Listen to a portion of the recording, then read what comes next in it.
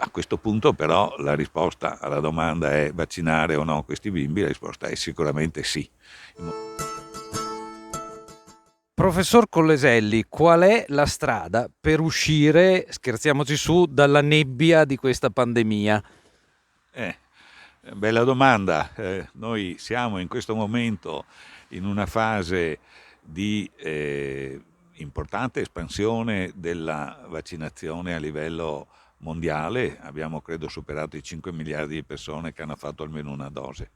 Rimane il fatto però che noi abbiamo ancora una fascia di soggetti, di persone scoperta, che è quella pediatrica, per una serie di motivi, sia perché forse il bambino non ha avuto fino adesso grandissime problematiche in termini di malattie gravi, comunque una certa percentuale c'è, sia anche perché il vaccino per i bambini non era ancora pronto.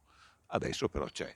I bambini, anche i bambini bellunesi, sono passati per il Covid. Alle sue spalle abbiamo l'ospedale di Belluno. Anche nell'ospedale di Belluno sono stati curati bambini affetti da questa malattia.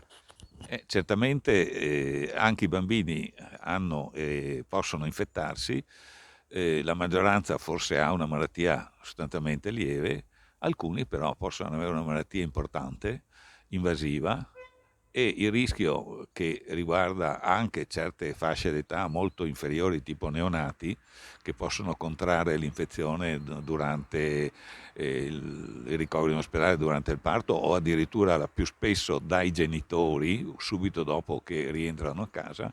Ebbene, anche questi bimbi hanno delle manifestazioni di malattia non del tutto lievi, qualche volta possono essere anche qui importanti. Si è quindi vista, c'è stata una casistica di bambini malati con il Covid e diciamo che si è scoperta una malattia con caratteristiche nuove, a sé stanti, vero professore? Sì, tra le altre cose, questa infezione ha dato dei quadri clinici che vanno sotto un nome nuovo, una malattia multisistemica che coinvolge una serie di organi, il cuore in primis, quindi può dare cardite, pericardite, e che si manifesta con febbre molto alta, persistente, con malessere, con problematiche anche che riguardano altri organi come il fegato e il polmone.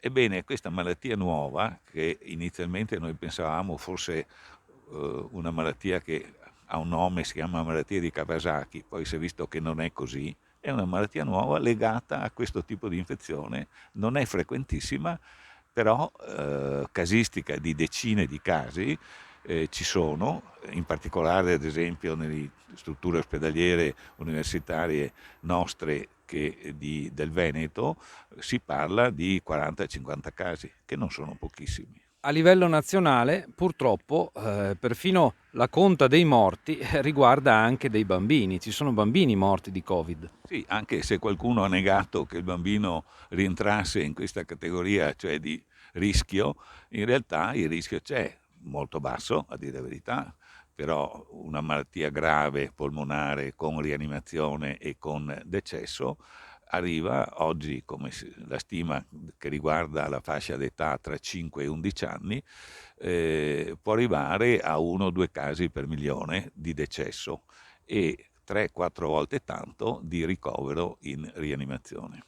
Adesso però abbiamo una prospettiva nuova perché i vaccini sui bambini sono stati sperimentati, ci sono degli studi, delle sperimentazioni ufficiali come quelle che la scienza abitualmente fa, ma c'è anche già una pratica di amministrazione del vaccino perché negli Stati Uniti lo fanno ormai da parecchio tempo e dal 16 dicembre arriveranno le dosi per i bambini anche in Italia, nel Veneto si pensa che dal 23 dicembre sarà possibile vaccinare i bambini. Chissà quanta gente, professor Colleselli, le ha già chiesto e le chiederà nei prossimi giorni un consiglio se il bambino è da vaccinare o no. Sì, è così, la notizia ormai circola, moltissimi genitori si pongono il problema giustamente, anche perché la scelta di vaccinare o no spetterà a loro. E a questo punto però la risposta alla domanda è vaccinare o no questi bimbi, la risposta è sicuramente sì. I motivi sono soprattutto legati, uno, alla protezione del bambino stesso nei confronti di queste complicanze, anche se non così frequenti, l'altra al fatto che questo bambino comunque sarà protetto da una forma infettiva e gli darà anche a lui personalmente una sensazione di libertà che in questo momento, a dire la verità, non ha. Altra cosa, altrettanto importante, è che andremo a coprire una fascia di soggetti scoperta fino adesso e quindi incrementando sempre di più questo numero di vaccinati, speriamo di superare quel famoso 90% che ci dovrebbe per il futuro garantire una situazione sostanziale di sicurezza. I genitori credo abbiano chiaro che la vaccinazione proteggerà i bambini dal Covid, dalla possibilità anche probabilmente di contagiarsi, comunque di avere la malattia grave. Però i genitori si chiedono: ma quali rischi corre il bambino a causa del vaccino? Ma i dati che noi abbiamo fino adesso che riguardano questo tipo di vaccino sono di assoluta sicurezza. Il numero di bambini su cui è stato, tra virgolette, sperimentato è sufficiente. Sia l'ente americano che quello europeo hanno dichiarato che è sicuro e soprattutto efficace. Al di là di questo però ricordiamo che questo è un vaccino che non è altro che lo stesso vaccino che si fa negli adulti, ridotto come dose al 30%, e noi abbiamo l'esempio di 5 miliardi di somministrazione nel mondo agli adulti, per le quali gli effetti collaterali che noi conosciamo sono assolutamente contenuti, limitati sia nel tempo che nella gravità. Credo che, adesso non lo so, ma forse con il vaiolo, insomma, non credo che sia mai stata vaccinata così tanta gente come per il Covid, non so però. Beh, forse l'esempio più vicino che noi abbiamo forse non è il vaiolo per il quale si è cominciato a vaccinare 200 anni fa, ma è ad esempio la polio. Giustamente anche recentemente è stato ricordato sulla stampa come la polio è un esempio di come è stato possibile pensare a un vaccino efficace, distribuirlo e praticarlo in tutto il mondo, perché ormai tutto il mondo è di fatto questa malattia, salvo un paio di nazioni per una serie di motivi anche ideologici locali, è praticamente sparita. E questo è l'esempio a cui noi dobbiamo guardare. E ricordiamo come la polio negli anni 50 fosse un terrore delle nostre mamme. Parlo nostre nel senso che la mia è anche la tua. Professor Colleselli, docente all'Università di Padova, per anni primario di pediatria qui a Belluno, per 10 anni primario della grossa pediatria dell'ospedale di Vicenza, un'esperienza quindi assolutamente importante. Lei ha sempre consigliato le vaccinazioni. L'importanza dei vaccini è un'importanza chiaramente legata anche al tipo di malattia per la quale si fa la prevenzione. Tutti i vaccini sono utili e devono essere fatti. E, prima ancora del Covid, questo problema si era posto, c'erano anche, se vogliamo, dei dubbi, eccetera, però alla luce delle cose come a suo tempo sono andate, come stanno andando adesso, questa è la strada da seguire, anche perché non è che ne abbiamo tante altre in questo momento, però è una strada efficace, utile, tutto sommato non particolarmente costosa se andiamo a vedere i costi generali e è anche la maniera più intelligente che noi oggi abbiamo di fare prevenzione in medicina. Abbiamo visto in questi anni ormai anche gli esperti, anche gli scienziati, anche i medici, dover correggere un po' le impressioni, i pareri su questa pandemia. Sta durando un po' di più di quello che ci si aspettava, vero dottore? Beh, sicuramente è una realtà nuova. Ricordiamo che pandemie anche di coronavirus ne abbiamo avute alcune anche nel corso del Novecento, che però hanno avuto una durata abbastanza limitata.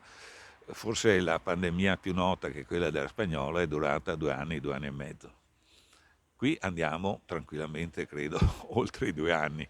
La speranza è che a un certo punto, per una serie di motivi, in primis la vaccinazione e poi le misure che si mettono in atto tutti i giorni, eccetera, a un certo punto anche qui questo tipo di fenomeno si esaurisca, anche se non possiamo escludere che questo virus rimarrà con noi sotto forma però di una forma, chiamiamola influenzale, non particolarmente grave, che in maniera ricorrente potrà andare a colpire la popolazione. Così come non possiamo escludere che salti fuori anche una variante addirittura più temibile, più pericolosa. Questa è tra le varie possibilità, anche se gli ultimi dati per fortuna ci confortano in questo senso. Sembra che il virus è e rimane grosso modo quello. Alcune varianti ci possono essere, ci saranno ancora, però varianti importanti che modificano la natura del virus e quindi gli consentono di superare le difese come quelle per esempio del vaccino, eccetera, in questo momento non c'è questa prospettiva.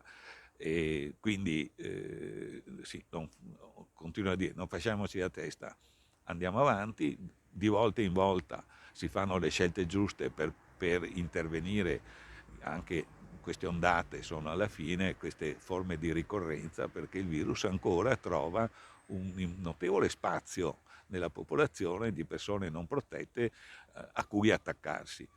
Meno sarà nel tempo legato al vaccino, legato al fatto che comunque la infezione sarà meno grave e quindi andrà a immunizzare la gente senza fargli troppo male, e a quel punto la cosa si esaurirà. Questo è quello che la storia della medicina e delle pandemie ci insegna.